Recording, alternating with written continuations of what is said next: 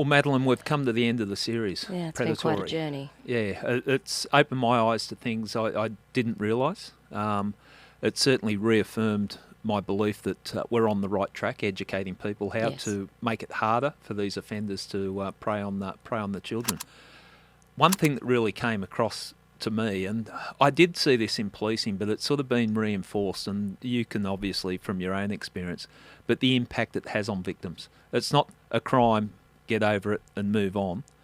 The impact of when children are preyed on by these sex offenders, predators, is lifetime effect. Absolutely. And knowing that, hearing the stat that it takes on average 34 years for someone to come forward and report it, if they ever do, that's a lifetime of carrying that burden. Yeah. And as a victim and now as a parent, I'm so aware that they're so hard to detect. So we as a society have an obligation to try and deflect them.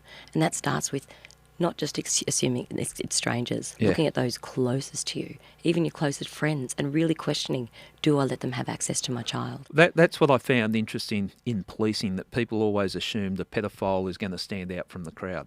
Yeah. The very thing what they prey on is making themselves virtually invisible. People trust them. That's how they get their victims. And trust is the magic word. We don't want to assume that everyone is a pedophile, but we have to ask the question, maybe they are, and if they are, how can I protect my child? What do I need to look out for? And the landscape's changed. Before it was about the stranger danger.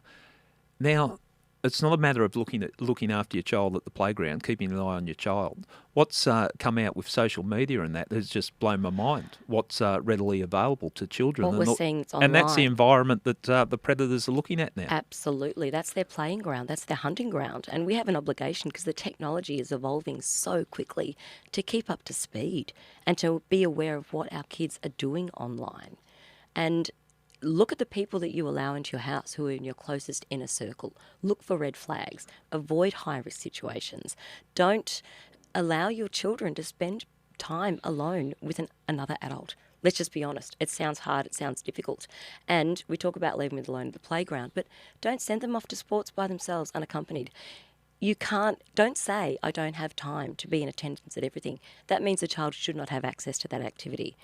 Don't focus on what they're missing out on. Focus on being present with them, because it's opportunity that fosters an inroads for pedophiles with children. If the opportunity to access them isn't there, they can't do it. What you're basically saying, and what we've learnt, you need to be vigilant the whole time. Absolutely. Because the areas that will get exploited is when you drop your guard. Yes, and don't say, well, I don't have time. You can't afford to not have time. Yeah. Because otherwise you're leaving your child with a lifetime legacy of trauma and damage. The other thing I found very interesting is indicators. When a child has been sexually interfered with, the type of indicators. Yes. I thought that is something, that's a red flag that we all should look at. We're all responsible for protecting the children. And that we might overlook, like sleeplessness, loss of appetite, stomach problems, frequent, say, urinary tract infections, really simple things that are a definite red flag, knowing if a child is under 12, they don't get thrush. They don't get urinary tract infections except in, immunological deficiencies.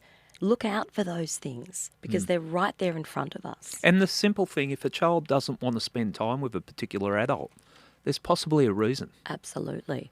And things that we're all guilty of. Don't post pictures of your kids online.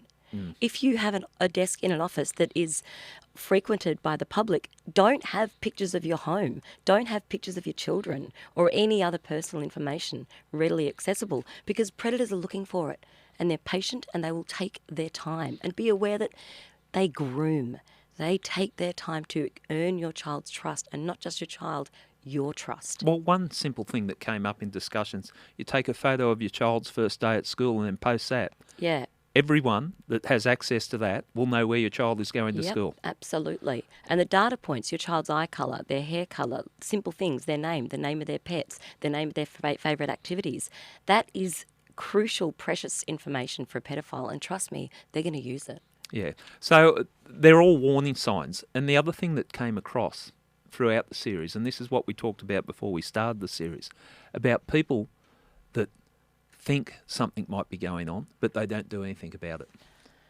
You have an absolute obligation to come forward, Because how can we expect children to protect themselves when they've been told that it is their fault, that they are to blame for what is being done to them, if those around them who are safeguarding their safety don't step up?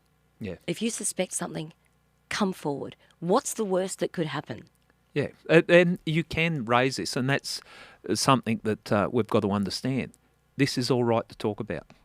We need to talk about it, because if we don't talk about it, what we've seen come out publicly in the aftermath of things that were covered up for years within the churches, different organisations, where it's been going on and no one has said anything about it. Absolutely. And we need to agitate for mandatory reporting on some level. Yeah. That there needs to be, we're aware that the Royal Commission has recommended that those who enable pedophiles just by ignoring it should be open to prosecution. That should be at the front of people's minds. Yeah. That I'm obliged, as I've signed up to be a member of society, just by being here and taking the advantages of modern society. I have an obligation to protect the most vulnerable, and that's our kids. It was also interesting, and this is a warning to the pedophiles, it was also interesting speaking to the police officers that we did, that the pedophiles might be very proactive, but police are catching up to the game. Yeah, they are. And so when they think they're at the head of the police, you'd be surprised how proactive the police are. We're finally starting to recognise it and lifting the game. Yeah, and if you have to face charges and you have to rock up to the magistrate's court,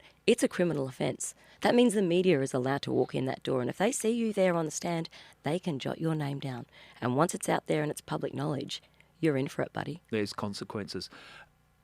Also, we talked about, from the victim's point of view, that reluctance to come forward and report the matter. And I think it was great that the way the explanation was happened or was provided, that you still have control. Like, Yes. people are concerned, and we go right back to the time when you contacted me, that once you reach out to police, do you lose control of the situation?